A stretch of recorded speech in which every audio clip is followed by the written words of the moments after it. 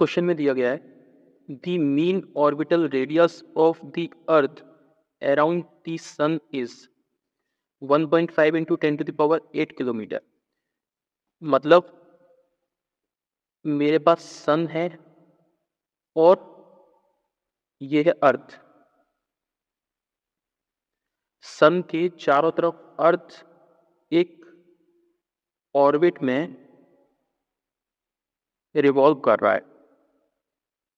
अगर ये अर्थ इसके चारों तरफ रिवॉल्व कर रहा है तो अर्थ और सन के बीच में एक अट्रैक्शन फोर्स लग रहा होगा। मान के चलो कि ये जो अर्थ है, ये अर्थ इस सन को अपनी तरफ खींचना चाह रहा है, तो इस पर ये जो फोर्स लगेगा, attraction force, that will be gravitational force. यदि ये अर्थ है, ये अर्थ एक सर्कुलर ऑर्बिट में रिवॉल्व कर रहा है, तो इस पर अगर मैं टेंजेंट ड्रॉ करूंगा तो ये टेंजेंट इसकी वेलोसिटी को बताएगा। और ये जो वेलोसिटी है, इस वेलोसिटी की वजह से यहाँ पर एक सेंट्रीपिटल फोर्स आएगा। जो सेंट्रीपिटल फोर्स हमेशा सेंटर की तरफ लगता है, जिसे अपन बोलते हैं Fc, राइट। अपन जानते हैं कि Fc इज इक्वल्स टू होता है m omega square into R. यहां से Fc अगर मैं डिटरमाइन करूं तो यहां आएगा m, ओमेगा की जगह पे लिख रहा हूं मैं 2 पाई अपॉन टाइम का होल स्क्वायर इंटू आर। यहां से Fc is equals to determine होकर के आएगा 4 pi square m into R upon T square, right. ये अपने पास Fc। एक तरफ फोर्स लग रहा है जिसे बोलते हैं ग्रेविटेशनल फोर्स। ये जो ग्रेविटेशनल फोर्स है, इस ग्रेविटेशनल फोर्स को अगर मैं कैलकुलेट करूं तो F is equals to, suppose mass of the earth, how में मतलब मास ऑफ द अर्थ कितना होगा? मास ऑफ द अर्थ है small m। Mass of the sun मैं मान करके चल रहा हूं capital M। Mass of the sun है मेरे पास capital M into G upon इन दोनों के बीच की जो डिस्टेंस है that is r upon R square. Okay, ये r मैं ऑलरेडी मान चुका हूं, यहां पे ये लिख चुका हूं। ओके, अपन लोग एक चीज जानते हैं कि Fc is equals to F होता है। तो Fc is equals to F है, that means 4 pi square m into R upon P square is equals to G capital M small m upon small r का square. यहां से m से m cancel out हो जाएगा। Okay, now मुझे determine करना है क्या? क्वेश्चन ने डिटरमाइन करने के लिए बोला हुआ है calculate the mass of the sun, यानी कैपिटल M मुझे डिटरमाइन करना है। तो कैपिटल M अगर डिटरमाइन करना है तो यहां से इस इक्वेशन से मैं लिख सकता हूं capital M is equals to 4 pi R square, sorry ये हो जाएगा R cube upon T square into G, right.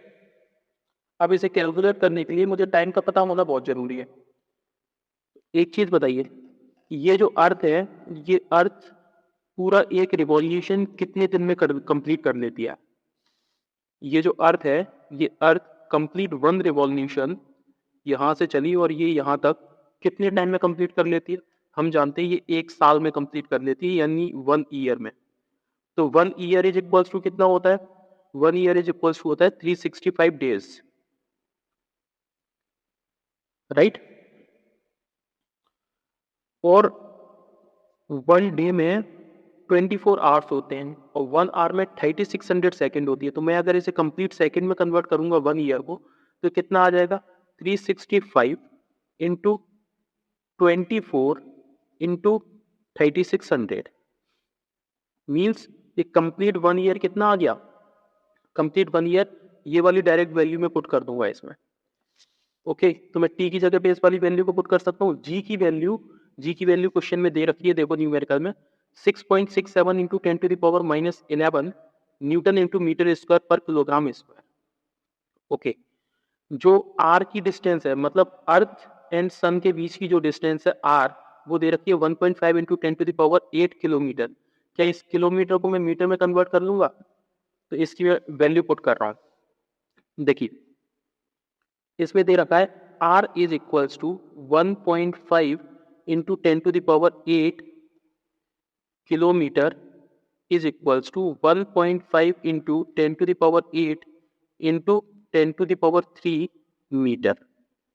Okay, तो ये टोटल कितना हो जाएगा? 1.5 इंटू 10⁻11 मीटर। ये हो गया मेरे पास R की वैल्यू। नाउ T की जगह पे मैं पुट करूंगा 365 इंटू 24 इंटू 3600।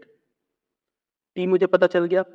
G की जगह पे मैं पुट करूंगा 6.67 into 10⁻⁻11 newton into metre square per kilogram square. ये पता चल गया। 4 मुझे पता है। पाई स्क्वायर, मैं आप लोगों की नॉलेज के लिए बताऊं तो पाई स्क्वायर की अप्रोक्सीमेट वैल्यू होती है 9.8 के अप्रोक्स। ये अप्रोक्स वैल्यू होती है। ये मैं कैलकुलेशन के, जिससे कैलकुलेशन इजी हो जाती है। जब अपन पेपर सॉल्व कर रहे होते हैं तो अपने पास कंपटीशन में टाइम बहुत कम होता है, इसीलिए मैं डायरेक्ट वैल्यू याद करके इसे सॉल्व करता हूँ। तो m इज इक्वल्स टू कितना होगा? 4 पाई स्क्वायर इंटू आर की वैल्यू रख रहा हूं मैं 1.5 इंटू 10⁻11 का होल थ्राइस अपॉन टी की वैल्यू मैं पुट कर रहा हूं 365 इंटू 24 इंटू 3600 का होल स्क्वायर इंटू 6.67 इंटू 10⁻⁻11। जब इसे मैं सॉल्व करूंगा तो इसका कंप्लीट सॉल्यूशन आ रहा है 2.01 इंटू 10⁻30 किलोग्राम।